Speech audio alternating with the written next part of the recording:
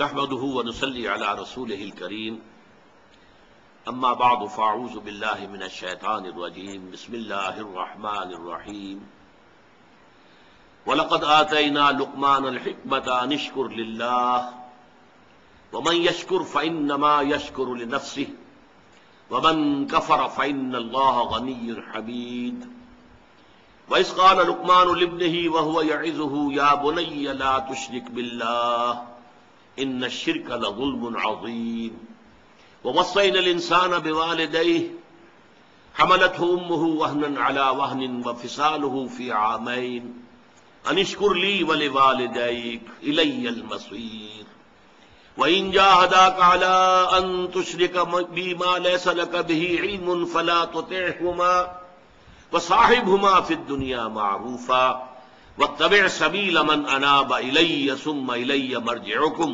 فانبئکم بما کنتم تعملون صدق اللہ العظیم رب اشرح لی صدری ویسر لی امری واحلل عقدۃ من لسانی یفقہوا قولی۔ سورہ لقمان کے اس دوسرے رکوع کے بارے میں جن پر کہ ہمارے اس منتخب نصاب کا تیسرا درس مشتمل ہے، کچھ ابتدائی تمہیدی باتیں بیان ہو چکی ہیں۔ آخری بات جو بیان ہو رہی تھی اس کا ایک پہلو رہ گیا۔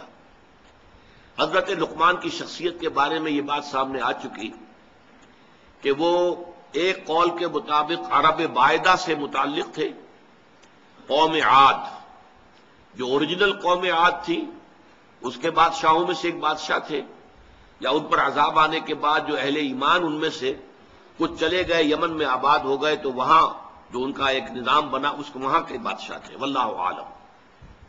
لیکن دوسری رائے جو ہے زیادہ وزنی ہے، صحابہ کرام سے جو مروی ہے، وہ یہ ہے کہ وہ سوڈان اور مصر کے درمیان نوبیا کا علاقہ، وہاں کے رہنے والے ایک شخص تھے اور سیاہ فام تھے، پیشے کے اعتبار سے بڑھئی تھے، لیکن اللہ تعالیٰ نے حکمت سے نوازا تھا، عقل سلیم فطرت سلیمہ، یہ دو نعمتیں ملی تھی جس سے وہ بہت سے بنیادی حقائق جو ہیں فلسفے کے، ان کو انہوں نے حل کیا۔ دوسرا پہلو ان کے بارے میں یہ نوٹ کر لیجئے کہ تقریباً اجماع ہے کہ نہ وہ نبی تھے اور نہ کسی نبی کے پیروکار تھے، اس پر اجماع ہے۔ ایک شریف انسان، سلیم الفطرت انسان، نیک سرشت انسان، جس کو اللہ نے عقل سلیم بھی عطا فرمائی، نہ نبی تھے نہ کسی نبی کے پیروکار تھے۔ صرف حضرت اکرمہ کا ایک قول جو ہے، یہ شاذ قول ہے جو ملتا ہے کہ شاید وہ نبی تھے، لیکن اجماع امت جو ہے اس پر ہے کہ وہ نبی نہیں تھے، نہ نبی تھے نہ کسی نبی کے پیروکار تھے۔ اور میرے نزدیک اس رکوع کے مضامین کے اندر داخلی طور پر بڑی ناقابل تردید شہادت موجود ہے کہ نہ وہ نبی تھے نہ نبی کے امتی تھے۔ اگر نبی ہوتے تو وہ بہت سی ایسی باتوں کا تذکرہ بھی اپنے بیٹے سے کرتے کہ جو صرف وحی کے ذریعے سے معلوم ہوتی ہے۔ وہاں پھر جنت اور دوزخ کا ذکر بھی آتا، کہیں فرشتوں کا ذکر بھی آتا، کسی کتاب کا ذکر بھی آتا جو نبی کو دی گئی ہو، کسی صحیفے کا ذکر بھی آتا۔ ان تمام چیزوں سے یہ پورا رکوع خالی ہے۔ اور اسی طریقے سے اگر کسی نبی کے پیروکار ہوتے تو وہ اپنے بیٹے کو یہ نصیحت بھی کرتے، اللہ کی بندگی کرو اور اللہ تعالیٰ کے ساتھ شرک نہ کرو اور نبی کی پیروی کرو۔ اتباع رسول اور اتباع نبی کی تلقین سے ان کی نصیحت خالی نہیں ہو سکتی تھی اگر وہ خود کسی نبی کے پیروکار ہوتے، امتی ہوتے۔ تو مجھے تو اس پر یقین ہے کہ وہ نہ نبی تھے نہ کسی نبی کے امتی تھے، بلکہ ایک سلیم الفطرت اور سلیم العقل انسان تھے۔ اب آئیے ہم لفظ برس مطالعہ شروع کریں۔ وَلَقَدْ آتَيْنَا لُقْمَانَ الْحِكْمَةَ أَنِ اشْكُرْ لِلَّهِ، اور ہم نے لقمان کو دانائی اور حکمت عطا کی کہ کر شکر اللہ کا۔ حکمت کے موضوع پر کچھ گفتگو ہو چکی ہے کہ حکمت کسے کہتے ہیں۔ جب انسان کی عقل سلیم فطرت سلیمہ کی روشنی اور رہنمائی میں سفر کرتی ہے، فلسفیانہ سفر، تو اس سے جو حاصل ہوتا ہے وہ حکمت ہے۔ شکر کسے کہتے ہیں؟ شکر اصل میں ایک جذبہ ہے کہ جو کسی کے ساتھ اگر کسی نے خیر کیا ہو، بھلائی کی ہو، احسان کیا ہو، کسی تکلیف سے اس کو بچایا ہو، چھٹکارا دلایا ہو، تو ایک جذبہ پیدا ہوتا ہے انسان کے قلب کی گہرائی سے۔ اب اسے ہم جذبہ تشکر کہیں گے، جذبہ امتنان کہیں گے، یہ قلب کی گہرائی سے ابھرتا ہے اور پھر زبان پر بھی آتا ہے۔ آپ کا شکریہ، میں آپ کا شکریہ ادا کرتا ہوں۔ یہ شکر جو ہے در حقیقت یہ فطرت کی صحت کی علامت ہے۔ اگر فطرت صحیح ہے تو شکر لازماً ہوگا، اور اگر شکر نہیں ہے تو معلوم ہوا کہ فطرت مسخ ہو چکی ہے۔ آپ کے ساتھ کسی نے بھلائی کی اور آپ کے اندر یہ جذبہ بھی پیدا نہیں ہوا۔ یہ تو حیوانات تک کے اندر ہے۔ آپ کسی پیاسے جانور کے سامنے پانی رکھیے، وہ بکری ہو، کوئی اور ہو، کوئی گائے ہو، پیاسا ہو، بندھا ہوا ہے، وہ تو ادھر ادھر دوڑ کر اپنی پیاس پوری نہیں کر سکتا۔ بالٹی میں پانی رکھ دیجیے، وہ پی کر پھر وہ آنکھیں اٹھا کر آپ کو دیکھے گا، وہ جانور تو اس کی آنکھوں کے اندر سے آپ کو جذبہ تشکر چھلکتا ہوا نظر آئے۔ اسی معنی میں عجیب بات یہ ہے، عین کہتے ہیں آنکھ کو، اور عین کہتے ہیں چشمے کو بھی۔ عرب کہتے تھے عین الشکرا، وہ چشمہ جس میں سے پانی خود بخود ابل رہا ہو، نکل رہا ہو، نیچے سے زمین سے ابلتا ہو، عین الشکرا۔ اور دابۃ الشکور کہتے تھے ایسے حیوان کو، آپ کے ہاں کو گائے ہے، بھینس سے بندھی ہوئی ہے، آپ اس کی ٹہل سیوا کر رہے ہیں، اچھی خوراک دے رہے ہیں، غذا دے رہے ہیں، نہلاتے بھی ہیں گائے بھینس کو، تو پھر اس کا ظہور اس کے بدن پر ہونا چاہیے، اس میں فربہی آنی چاہیے، تو اس کو کہیں گے دابۃ الشکور۔ یہ شکر گزار جانور ہے کہ اس کے ساتھ جو بھلائی ہو رہی ہے، جو خیر ہو رہا ہے، اس کے نتائج اس پر ظاہر ہو رہے ہیں۔ تو یہ فطرت کی در حقیقت صحت کی علامت ہے۔ پرانی کہانی آپ نے بھی بچپن میں پڑھی ہوگی کہ ایک غلام کہیں بھاگا ہوا تھا اور اسے راستے میں ایک جگہ اس نے دیکھا ایک شیر پڑا ہوا کراہ رہا ہے، اور اس کو شدید تکلیف تھی، اس کے پاؤں میں ایک کانٹا چبھا ہوا تھا، ظاہر بات ہے شیر نہیں نکال سکتا تھا اس کو۔ اس غلام نے اس کا کانٹا نکال دیا، اس شیر نے صرف اسے سونگھا اور چلا گیا۔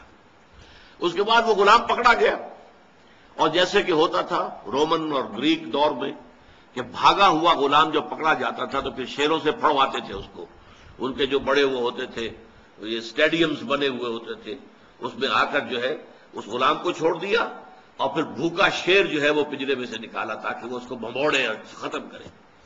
تو اس نوجوان کو، اس غلام کو بھی پھینکا گیا۔ اس کے بعد جو شیر کا پنجرا کھولا تو شیر آیا، اس نے سونگا اور اس کو چھوڑ کر علیحدہ بیٹھ گیا۔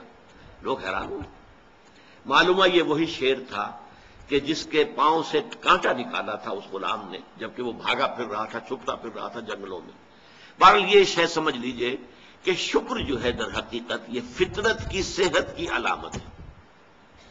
یہاں تک فرمایا حضور نے من لم یشکر الناس لا یشکر اللہ۔ یہ شکر ایسی شے ہے جو انسانوں کا شکر گزار نہیں ہے، وہ کبھی اللہ کا شکر گزار بھی نہیں ہو سکتا۔ فطرت مسخ ہو چکی ہے، کسی نے آپ کے ساتھ بھلائی کی اور آپ کے اندر سے وہ جذبہ تشکر ابھرا ہی نہیں، معلوم ہے فطرت کے سوتے خشک ہو چکے ہیں۔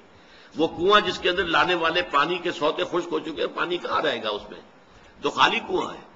تمہاری بھی فطرت جو ہے خالی ہو چکی ہے، اور تمہارے اندر وہ جو جذبہ تشکر موجود نہیں ہے، تو گویا کہ فطرت کے سوتے خشک ہو چکے۔ اب اصل بات کیا ہے اس فطرت کے بعد؟ اصل منعم کو پہچاننا۔ اب دیکھیے اس کو بھی ذرا غور سے سنیے میری بات کو۔ بچپن میں ہر بچہ یہ سمجھتا ہے کہ میرے حفاظت کرنے والے، میری ضروریات پوری کرنے والے، میری تکلیف پر تڑپ اٹھنے والے میرے والدین ہیں۔ اس سے آگے کا اسے بھی پتہ نہیں ہے، احساس نہیں ہے۔ لہذا جذبہ شکر جو ہے وہ والدین کی ذات کے ساتھ مرتکز ہو جاتا ہے۔ اس سے ذرا آگے بڑھا، معلوم نہیں میرا کنبہ ہے، میرے چچا ہیں، میرے ماموں ہیں، میرے فلاں ہیں، میرے قربے قبیلے کے لوگ ہیں، میری قوم ہے، میرا وطن ہے، یہ سب در حقیقت میرے محافظ بھی ہیں، میرے مددگار بھی ہیں، اور میری ضرورتیں پوری کرتے ہیں۔ یہ جذبہ تشکر اب پھیل رہا ہے والدین سے، اپنے خاندان، قبیلے، قوم۔ اس کے بعد محسوس ہوتا ہے یہ سائنس کی انتہا ہے کہ یہ سارے عناصر فطرت مجھے پال رہے ہیں۔ سورج کی حرارت نہ ہو تو فصلیں کیسے پکیں، سورج کی حرارت نہ ہو تو یہ ہوا، یہ بادل کیسے اٹھے، سمندروں سے بخارات، ہوائیں نہ چلیں تو یہ کیسے جو ہے بادل یہاں تک آئیں اور بارش برسے اور پھر میرے لیے گندم جو ہے وہ پیدا ہو۔ تو کائنات پوری مجھے پال رہی ہے، اور اس میں سب سے بڑی شے جو ہے، یہ سائنس کا یوں سمجھ لیجیے کمال ہے، سب سے بڑی شے سورج ہے۔ اس لیے کہ یہ بھی کہنا ہے کہ زمین سورج ہی سے ٹوٹا ہوا ایک ٹکڑا ہے، اسی سے سپلنٹر ایک علیحدہ ہوا، اس کے گرد گھومنا شروع کر دیا، واللہ عالم، یہ علیحدہ بحث ہے، یہ کاسمولوجی کی بحث ہے۔ لیکن یہ ہے کہ بہرحال ہم جانتے ہیں یہ شکر کا جذبہ پھر آ کر مرتکز ہوتا ہے یہ تمام مظاہر فطرت کے اوپر۔ اب اس کے بعد صرف ایک چھلانگ لگانے کی ضرورت ہے، وہ چھلانگ جو حضرت ابراہیم نے لگائی تھی۔ سورہ انعام میں ذکر ہے، انہوں نے ایک تارے کو دیکھا تو کہا اچھا شاید یہ میرا رب ہے۔ جب وہ ڈوب گیا، غروب ہو گیا، تو نہیں، میں تو غروب ہونے والے کو تو رب نہیں مان سکتا۔ پھر چاند کو دیکھا، وہ بڑا روشن تھا، بہت بڑا تھا، اچھا یہ رب ہے۔ جب وہ بھی ڈوب گیا، کہا نہیں، اگر میرے رب نے مجھے ہدایت نہ دی۔ پھر دیکھا سورج کو، ھذا اکبر، ھذا ربی، ھذا اکبر، فلما افلت، پھر جب وہ بھی غروب ہو گیا تو پھر اس کے بعد جو چھلانگ لگائی انہوں نے کیا، انی وجہت وجہی للذی فطر السماوات والارض حنیفا، میں نے اب اپنا رخ کر لیا ہے، اپنا چہرہ کر لیا ہے رخ پر اس ذات کے جس نے آسمانوں اور زمین کو پیدا کیا ہے، جو سورج اور چاند اور ستاروں کا پیدا کرنے والا ہے، حنیفا، یکسو ہو کر، وما انا من المشرکین، اور میں ہرگز مشرکوں میں سے نہیں ہوں۔ یہ ہے عقل کی آخری چھلانگ۔ سورج بھی ایک نظام میں جکڑا ہوا ہے، کسی اور نے اس کا نظام بنایا ہے، اس کی حیثیت کچھ ہے ہی نہیں۔ اس پوری کائنات کی وسعت اور پہنائی میں یہ جو خورشید منور ہے یہ کیا ہے؟ یہ ایک ذرے کے مانند ہے، پوری کائنات کی ہے، billions and billions of galaxies, اور ہر گیلیکسیز میں بلینز اور بلینز آف سٹارز۔ اندازہ تو کیجئے اس کی وسعت کا کوئی تصور ممکن ہے؟ انسان کو چکر آتا ہے۔ یہ تمام جو ہے اعداد و شمار جو یہ آتے ہیں ہمارے سامنے ایسٹرونومی میں، چکر آتا ہے۔ سورج کی کیا حیثیت ہے؟ ہاں ایک ہستی ہے کہ جس نے ان سب کو جکڑا ہوا ہے، جس کے نظام میں ہے، جس کے قانون کے اندر یہ جکڑے ہوئے ہیں، بے حسبان، یہ ایک حساب کے ساتھ چل رہے ہیں، اور حساب کسی نے معین کیا ہوا ہے۔ یہ ہے در حقیقت عقل کا کام، یعنی فطرت کی سلامتی، جذبہ تشکر، شکر کس کا؟ سب سے بڑی بات اللہ کا شکر۔ ایک بات اور نوٹ کر لیجئے، یہی جذبہ تشکر ہے جو پھر عبادت کی شکل اختیار کرتا ہے۔ دیکھیے شکر، آپ کے ساتھ کسی نے بھلائی کی، آپ کی فطرت کا تقاضا نمبر ایک یہ کہ اس کا شکریہ ادا کریں، نمبر دو یہ کہ آپ بھی کوشش کریں کہ کوئی میں بھی اس کی خدمت کروں، کو میں اس کو بدلہ دوں۔ هل جزاء الاحسان الا الاحسان، بھلائی کا بدلہ سوائے بھلائی کے اور کیا ہو سکتا ہے؟ لیکن فرض کیجئے کہ وہ ہستی اتنی بلند و بالا ہو، والدین کی آپ کچھ نہ کچھ خدمت کر کے، کچھ کسی درجے میں جو انہوں نے بچپن میں پالا پوسا تھا، کسی درجے میں آپ اس کا جواب، اس کا بدلہ دے سکتے ہیں۔ بڑھاپے میں یہ ہے کہ انہیں فلا تقل لہما اف ولا تنہرہما، انہیں اف تک نہ کہا جائے، انہیں جھڑکا نہ جائے، ان کی اطاعت کی جائے، ان کی فرما برداری کی جائے۔ ہاں ناحق بات میں ان کی بات نہیں ماننی ہے، شرک پہ مجبور کریں تو ان کو نہیں ماننا، ان کے حکم کو، لیکن باقی یہ اور چیزوں کے اندر ماننا ہے۔ تو یہ سارا معاملہ یہ کسی نہ کسی درجے میں آپ نے اسے بدلہ دے دیا اور جو بھی ہے، لیکن جہاں کہیں ایسی ہستی کا شکر ہے کہ جسے آپ کو بدلہ دے نہیں سکتے، سورج کو کیا بدلہ دیں گے، وہاں یہی جذبہ تشکر جو ہے جذبہ عبادت میں ڈھل جاتا ہے۔ ہاتھ جوڑ کے کھڑے ہو گئے سورج کے سامنے، ڈنڈوت کر رہے ہیں، سجدہ کر رہے ہیں، کیا ہے، کیوں ہے؟ یہ وہی جذبہ تشکر ہے کہ اس سورج ہی سے ہمارا سارا نظام چل رہا ہے، میرا پورا وجود یہ در حقیقت اسی کے ذریعے سے اس کی ساری ضرورتیں اور سارے تقاضے پورے ہو رہے ہیں۔ یہی جذبہ تشکر ہے جو جذبہ عبادت کی شکل اختیار کرتا ہے۔ اور جب جذبہ تشکر صحیح جگہ جا کر لگ گیا، یعنی جیسے کہ میں مثال بارہا دیتا رہا ہوں کہ اگر آپ کو کسی اونچی فصیل پر چڑھنا ہے اور آپ کے پاس جو ہے وہ ایک کمند ہے، تو پہلے کمند کو آپ پھینکیں گے اونچا، آپ کے بازو میں طاقت ہونی چاہیے، اگر بازو میں طاقت ہی نہیں ہے تو کمند کہیں قریب ہی جا کے اٹک گئی تو جہاں تک وہ اٹکی ہے وہیں تک چڑھ سکتے ہیں نا، اس سے آگے تو نہیں جا سکتے۔ تو کمند کو پہنچانا ہے پہلے اونچائی تک۔ اب دیکھیے اس کو اقبال نے کہا ہے، یزداں بکمند آور اے ہمت مردانہ، تمہاری کمند یزداں کے ساتھ جا کر جڑے، اللہ کو پہچانو۔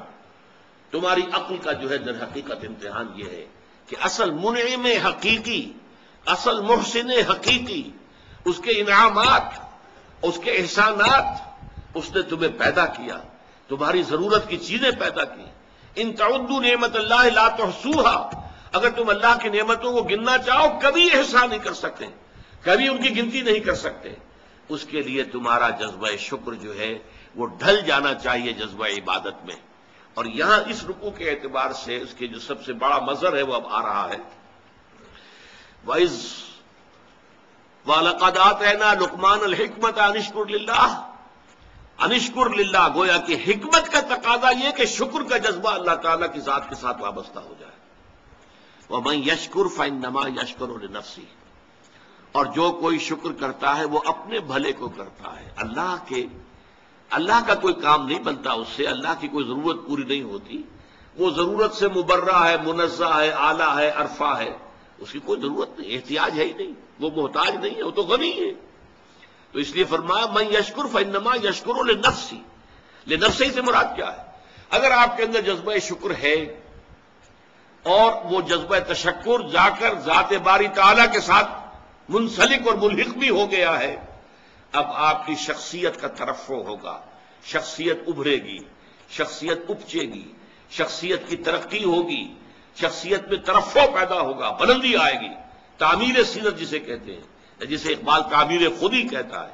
صحیح معنی میں واقعتاً آپ ایک ایسے انسان بن سکیں گے کہ جن کے بارے میں قرآن نے کہا ہے کہ وَلَقَدْ خَلَقْنَا الْإِنسَانَ فِي أَحْسَنِ تَقْوِيمٍ، ہم نے انسان کو بہترین حساب پر پیدا کیا. وہ انسان بننے کے لیے ضروری ہے کہ آپ کی فطرت سلیم ہو اور عقل سلیم. فطرت سلیمہ جذبہ تشکر موجود ہو، عقل سلیم اصل محسن کو پہچان لے، اصل منعم کو پہچان لے، اور یہ منسلک ہو جائے پھر جذبہ تشکر ذات باری تعالیٰ کے ساتھ. تو اس کا بھلا تمہیں کو پہنچے گا، تمہاری شخصیت کی تعمیر ہوگی، تمہاری خودی جو ہے وہ پختہ ہوگی، مضبوط ہوگی، تمہاری اپنی سیرت و کردار جو ہے اس کی نشو و نما ہوگی. وَمَن يَشْكُرْ فَإِنَّمَا يَشْكُرُ لِنَفْسِهِ وَمَن كَفَرَ، اور جو کفر کرے فَإِنَّ اللَّهَ غَنِيٌّ حَمِيدٌ، تو اللہ تو غنی ہے اور حمید ہے. کفر کے بھی لفظی معنی پہچان لیجئے. کفر کے لفظی معنی دبا دینا، چھپا دینا. اسی سے کفارہ بنا ہے. کفارہ، آپ سے گناہ ہو گیا ہے تو گناہ کا کفارہ ہے تاکہ گناہ جو ہے دب جائے، چھپ جائے، ختم ہو جائے، محو ہو جائے، گناہ کا اثر آپ کے نامہ اعمال میں باقی نہ رہے. کفارہ. تو اسی طریقے سے کہتے ہیں کہ جو کسان ہے عجب الکفار نباتہ ثم یہیج فتراہ مصفرا، سورہ حدید میں کسانوں کو کہا گیا کہ یہ کفار ہیں. کس معنی میں؟ کہ وہ دانہ جو ہے زمین میں چھپا دیتے ہیں تاکہ اس سے زمین سے پھر پودا نکلتا ہے. تو فطرت انسانی کے اندر سے ابھرنے والا جذبہ تشکر آپ نے دبا دیا، تو یہ کفر ہے، کفران نعمت. قرآن مجید میں لفظ کفر یا شکر کے مقابلے میں آتا ہے، جیسے یہاں آیا وَمَن يَشْكُرْ فَإِنَّمَا يَشْكُرُ لِنَفْسِهِ، جو کوئی شکر کرتا ہے وہ اپنے بھلے کے لیے کرتا ہے. وَمَن كَفَرَ فَإِنَّ اللَّهَ غَنِيٌّ حَمِيدٌ، اور جو کفر کرے گا، کفران نعمت کرے گا، تو اللہ تعالیٰ تو غنی اور حمید ہے. یا پھر کفر ایمان کے مقابلے میں آئے گا، کفر اسلام کے مقابلے میں آئے گا. دل میں ابو جہل بھی مانتا تھا کہ محمد حق پر ہے، لیکن اس حقیقت کو، دل کی اس صداقت، دل کی گواہی کو دبا رہا ہے، چھپا رہا ہے، دبا رہا ہے اپنے تعصب کی وجہ سے. اور سب سے بڑھ کر آپ کو معلوم ہے علماء یہود کے بارے میں تو قرآن کہتا ہے یعرفونہ کما یعرفون ابناءہم، ایسے پہچانتے ہیں محمد کو صلی اللہ علیہ وسلم جیسے اپنے بیٹوں کو پہچانتے ہیں. تو یہ اندر ان کے ایمان موجود تھا، اندر جو ہے گواہی دل دے رہا تھا کہ محمد برحق ہے. یہی ہے وہ آخری رسول اور آخری نبی جن کی پیشن گوئی کی تھی موسیٰ نے بھی اور عیسیٰ نے بھی علیہم الصلاۃ والسلام. لیکن اپنے قلب و ذہن کی ان گواہیوں کو چھپایا انہوں نے. وَمَنْ أَظْلَمُ مِمَّنْ كَتَمَ شَهَادَةً عِندَهُ مِنَ اللَّهِ، ان سے بڑھ کر ظالم کون ہوگا جنہوں نے ایک گواہی جو ان کے پاس اللہ کی طرف سے تھی اسے چھپا لیا. تو کفر بمانی اسلام بمقابلہ اسلام، کفر بمانی بمقابلہ ایمان. نفاق جو ہے وہ کفر ہے، نفاق بھی کفر ہے. اسلام کے مقابلے میں کافر، غیر مسلم کافر ہیں. اور شکر کے مقابلے میں کفران نعمت، وہ بھی لفظ کفر سے بنا ہے.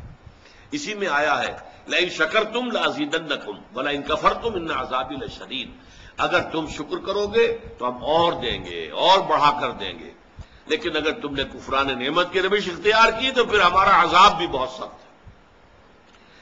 ومن کفر فإن اللہ غنی حمید، غنی جس کی کوئی احتیاج نہ ہو، بے نیاز، غنی عن العالمین، تمام جہانوں سے بے نیاز، حمید فعیل کے وزن پر، اور یہ حامد اور محمود دونوں سے ہو سکتا ہے۔ فعیل جو ہے صفت مشبہ، وہ اس میں فاعل اور اس میں مفعول دونوں سے ہو سکتی ہے۔ یہاں مفعول سے ہے، محمود سے حمید بنا ہے۔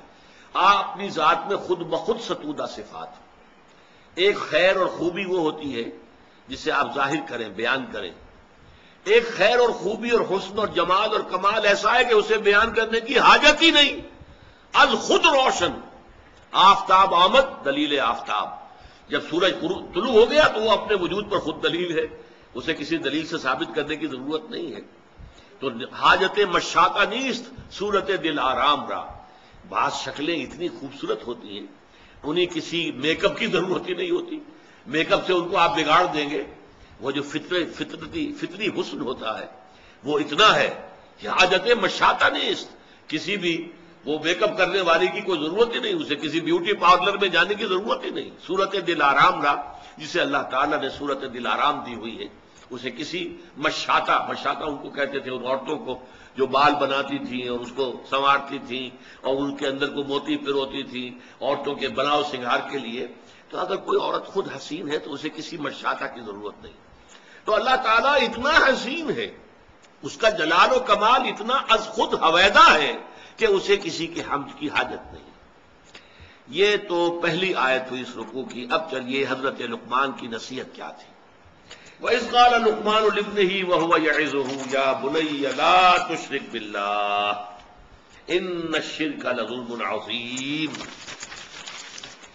اور یاد رکھو یاد کرو جبکہ کہا تھا لقمان نے اپنے بیٹے سے یا بنیا۔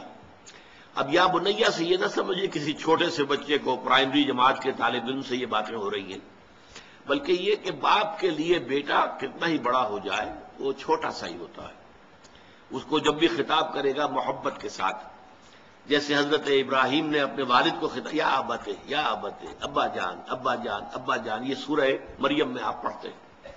یہاں یا بنیا میرے بچے، اس لیے کہ ظاہر بات ہے کہ باپ کے لیے اولاد وہ بچوں ہی کے مانند ہوتی ہے، چاہے وہ خود کتنی بڑی ہو چکی ہو۔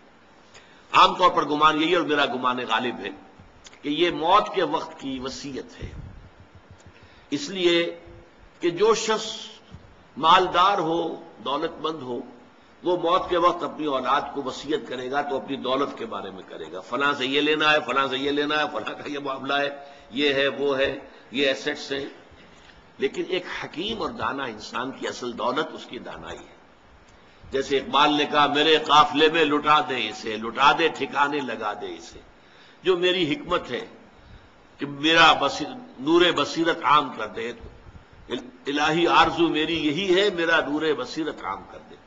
تو جو کسی حکیم انسان کو اللہ تعالیٰ نے حکمت اور دانائی عطا کی، اس کی پونجی، اس کی دولت، اس کی حکمت ہی ہے، تو وہ اپنی اس حکمت کو ٹرانسفر کر رہے ہیں انتقال کے وقت اپنے بیٹے کو، اپنی اگلی نسل کو۔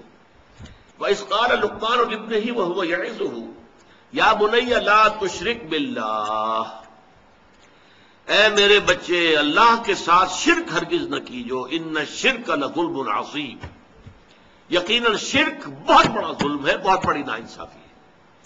پہلی بات تو یہ سمجھیے کہ شرک کہتے کسے ہیں۔ شرک اللہ کی نفی نہیں ہے، بڑے اللہ کے ساتھ چھوٹے خداؤں کا اضافہ ہے، شریک کر دینا۔ وہ ابھی میں بیان کر چکا ہوں پچھلی نشست میں، گاڈز اینڈ گاڈیسز، اور وہ کیپٹل جی سے لکھے جانے والا گاڈ، اس کے ساتھ جب ان کو اٹیچ کر دیں گے یہ شرک ہے۔ مہادیو کے ساتھ دیویاں دیوتا شامل کر دیے گئے، یہ شرک ہے۔ اللہ کے ساتھ آلہہ شامل کر دیے گئے، اللہ الالہ، وہ تو ہے وہ ایک اللہ، اسے وہ بھی مانتے تھے سب کہ وہ ایک ہی اکیلا ہی ہے، لیکن یہ کہ اس کے ساتھ کوئی بیٹیاں بیٹے، کوئی نائبین، کوئی اس کے منہ چڑھے ہوئے مصاحبین، یہ ایڈ کر دیے گئے آلہہ کے طور پر کہ ان کی سفارش سے بیڑا پار ہو جائے گا قیامت میں۔ یہ ہے ان کا شرک۔ لا تشرک باللہ، اللہ کے ساتھ شریک نہ کیجیے، یعنی اب نوٹ کیجئے، اللہ تعالی کا حق ایک لفظ میں ہے، اس کے ساتھ شرک مت کرو۔ باقی ساری باتیں اس کے تابع ہو جائیں گی۔ لیکن اس شرک کی کیا کیا شکلیں ہیں، اس کی کیسی کیسی قسمیں ہیں، یہ بڑا اہم موضوع ہے اپنی جگہ پر۔ آج اس وقت تو صرف اتنا سمجھیے، اور ظلم کے حوالے سے، ظلم عربی میں کہتے ہیں وضع الشیء فی غیر محلہ، کسی شے کو اس کے اصل مقام سے ہٹا کر کہیں اور رکھ دینا، یہ ظلم ہے، ناانصافی ہے۔ شرک میں کیا ہوتا ہے؟ دو طرفہ ظلم ہوتا ہے، یا خالق اور مخلوق۔ اللہ خالق ہے، باقی کل کائنات مخلوق ہے، انبیاء، اولیاء، ملائکہ، جنات سب مخلوق ہیں۔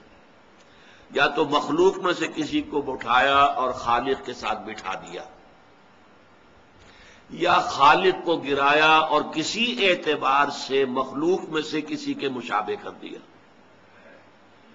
یہ دونوں شکلیں ہیں شرک کی، اور دونوں بدترین ناانصافی ہیں۔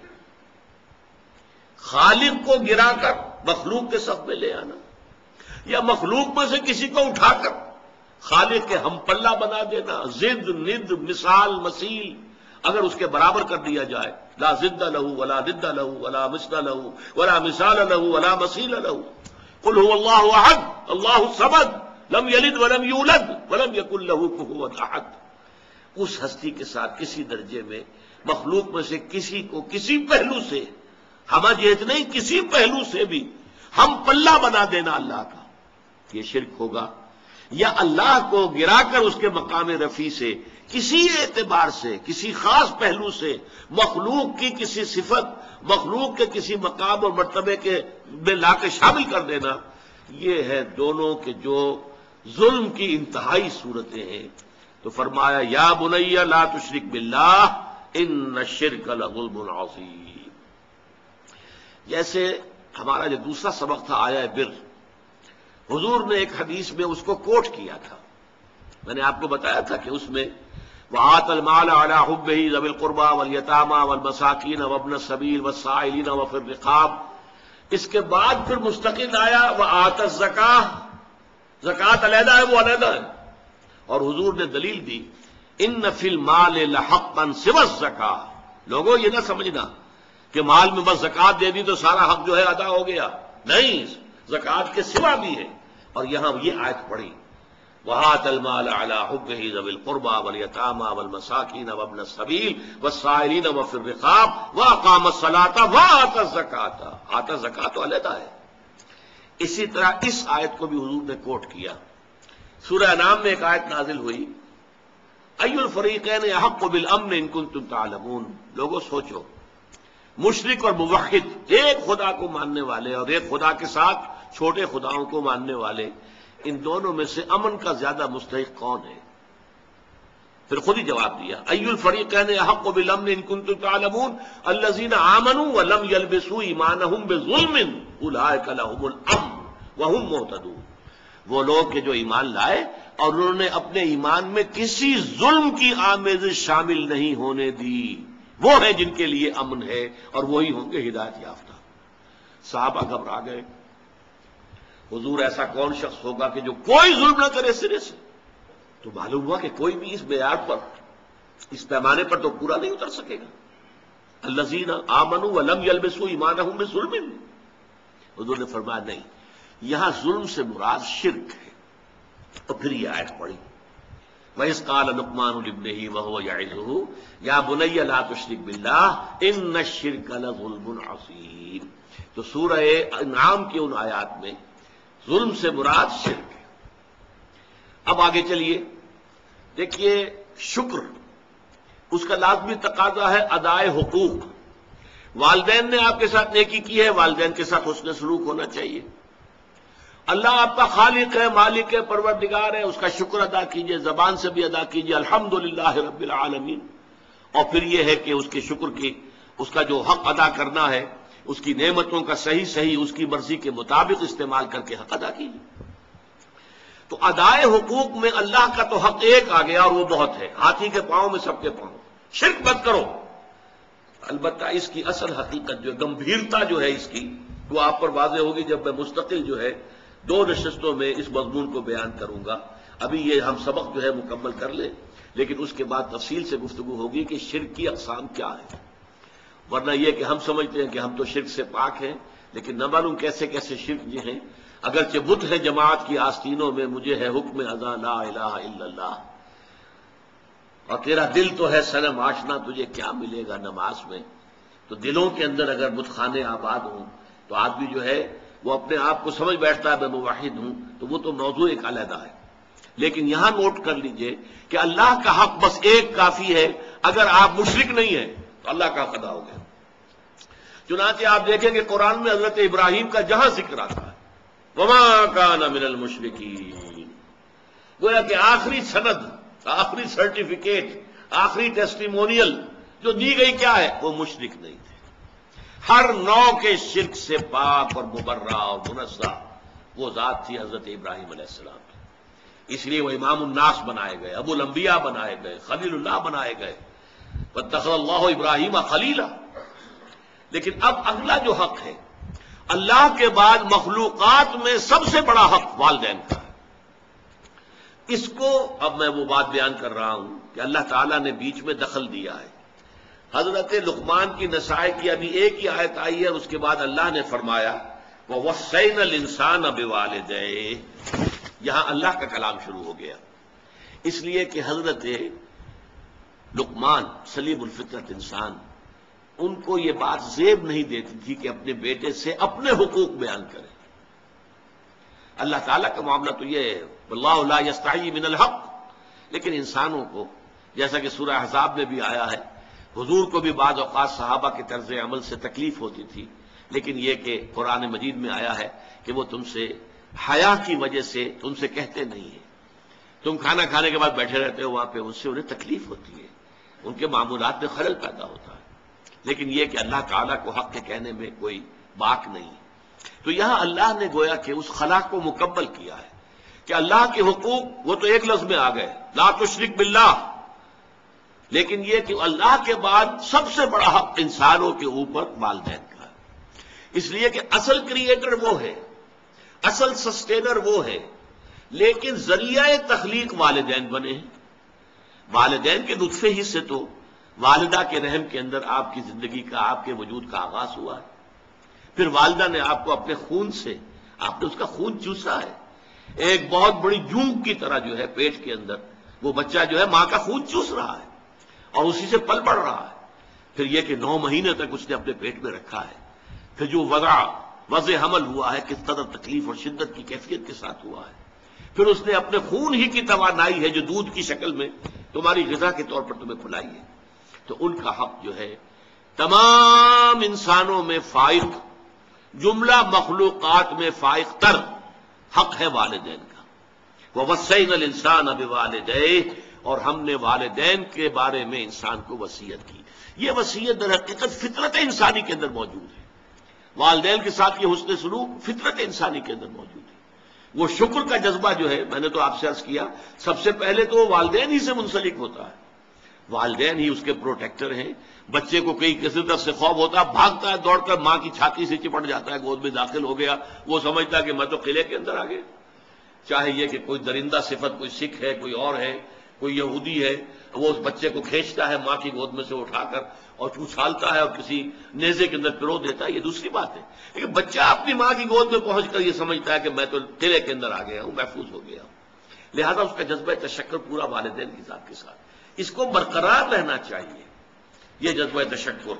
اور اس میں خاص طور پر یہی وجہ ہے، قرآن مجید میں آپ دیکھیں گے کہ یہ 4-5 مقامات ایسے ہیں، سورہ بقرہ میں بھی ہے، سورہ نساء میں بھی ہے، سورہ انعام میں ہے، سورہ بنی اسرائیل میں ہے، کہ والدین کا حق اللہ کے حق کے فوراً بعد وَقَضَىٰ رَبُّكَ أَلَّا تَعْبُدُوا إِلَّا إِيَّاهُ وَبِالْوَالِدَيْنِ إِحْسَانًا، اور تیرے رب نے فیصلہ کر دیا ہے کہ تم نہیں بندگی کرو گے، پرستش کرو گے کسی کی سوائے اللہ کے، اور والدین کے ساتھ نیک سلوک، یعنی اللہ کے ذکر کے فوراً ساتھ جڑا ہوا، جیسے یہاں ہے انشکر لی ولوالدیک، شکر کرو میرا۔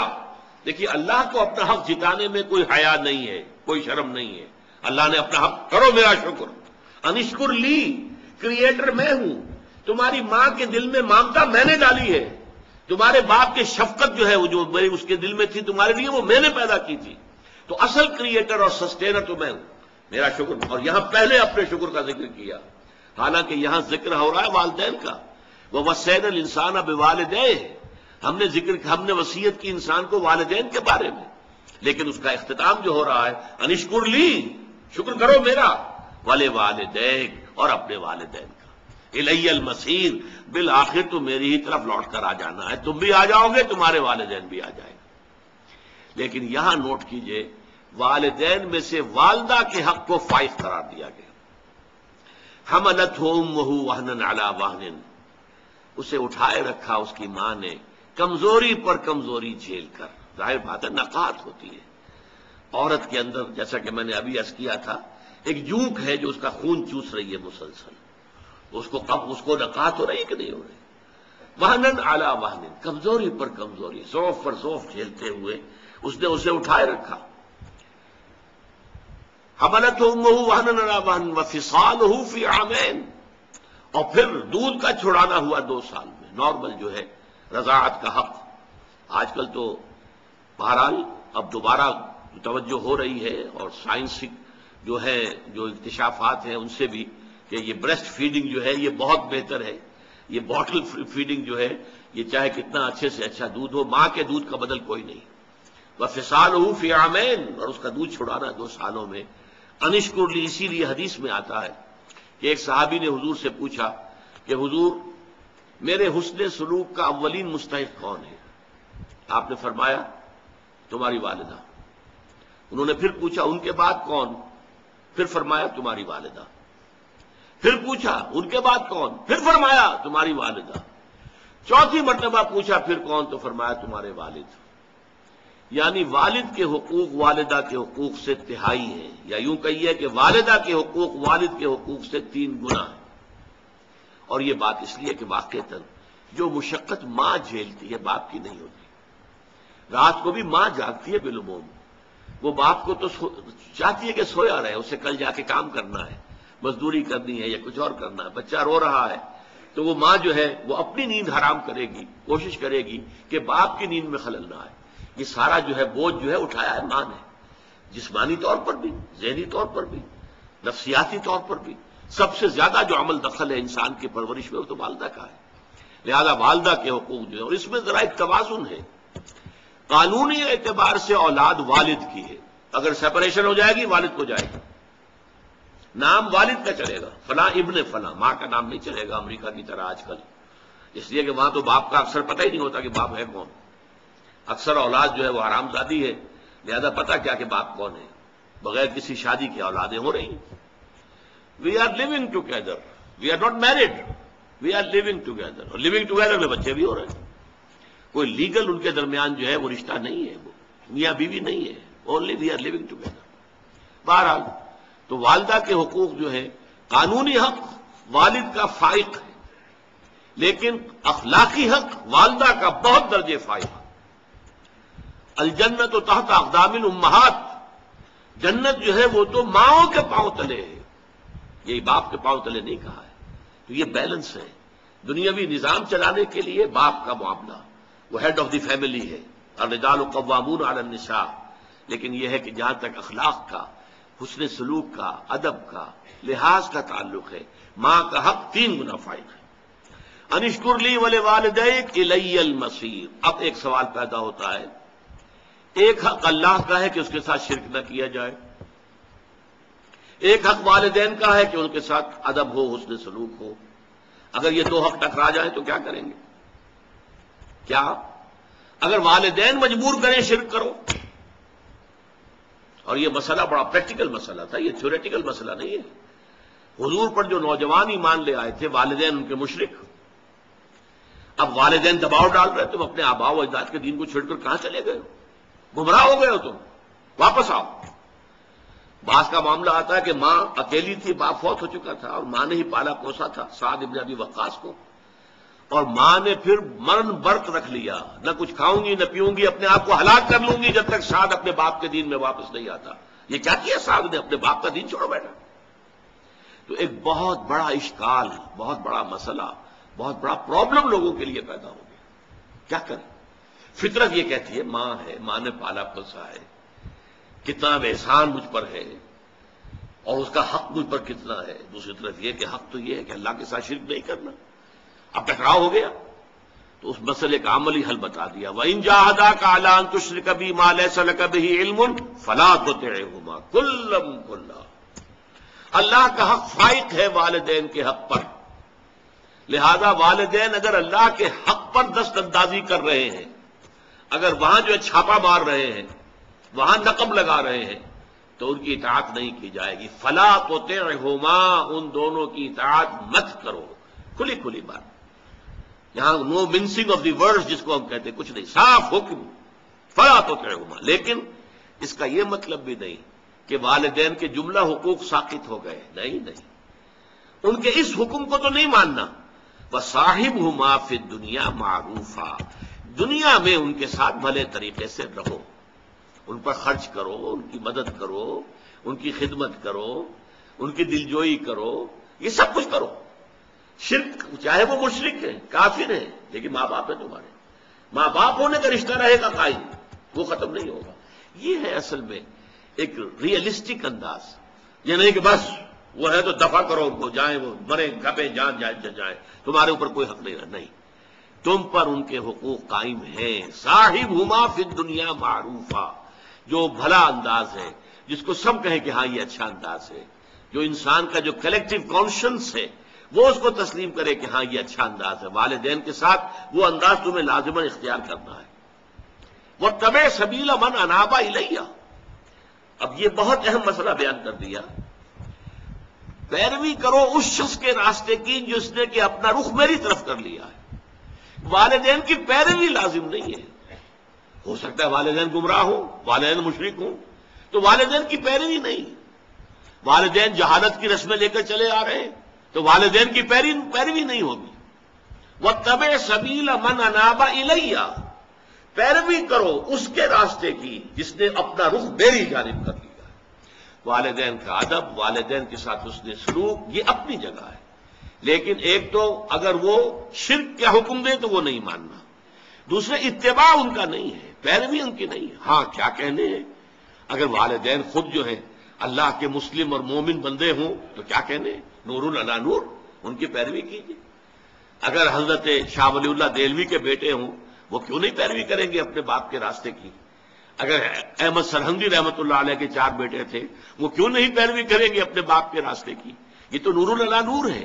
لیکن اگر والدین غلط راستے پر چلے ہیں، وہ گمراہی کے راستے پر چلتے رہے ہیں، ان کے بڑے آباء و اجداد نے کوئی غلط رسمیں اور ریتیں شروع کر دی تھی اور وہ ان کی پابندی کر رہے ہیں، تو ان کی پیروی کرنا تم پر لازم نہیں ہے، پیروی کرو اس کی۔ وَاتَّبِعْ سَبِيلَ مَنْ أَنَابَ إِلَيَّ، جس نے میری طرف اپنا رخ کر لیا ہے۔ ثُمَّ إِلَيَّ مَرْجِعُكُمْ، پھر میری ہی طرف تم سب کو لوٹ کر آنا ہے۔ فَأُنَبِّئُكُم بِمَا كُنتُمْ تَعْمَلُونَ، پھر میں تمہیں جتلا دوں گا ایک ایک کر کے کہ تم کیا کرتے رہے ہو۔ یہ ہے درمیان میں کہ جو حضرت لقمان کی نصائح کے شروع ہونے کے بعد اللہ تعالیٰ کی طرف سے والدین کے حقوق کے ضمن میں، اور پھر اگر اللہ اور والدین کے حقوق آپس میں ٹکرا جائیں تو مسئلہ کیا ہوگا، اس کا حل کر دیا گیا۔ اس کے بعد بقیہ 4 آیات میں پھر حضرت لقمان کی نصیحتیں بیان ہوئی ہیں، وہ انشاءاللہ تعالیٰ اب اگلی نشست میں پڑھیں گے۔ اقول قولی ھذا واستغفر اللہ لی ولکم ولسائر المسلمین والمسلمات۔